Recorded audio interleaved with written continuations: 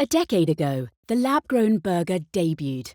Today, cell-based foods inch closer to the mass market, promising to address pressing global challenges and cultivate a kinder, more sustainable food system. They also raise crucial legal questions, like, how do we define them? Take cell-based meats. Can we call them meats if they aren't from a carcass? Settling their legal status requires unambiguous definitions. What about labelling? Product labels shape whether they're shunned or embraced. What's acceptable branding and what's confusing, stigmatizing, or deceptive? Can we harmonize regulations?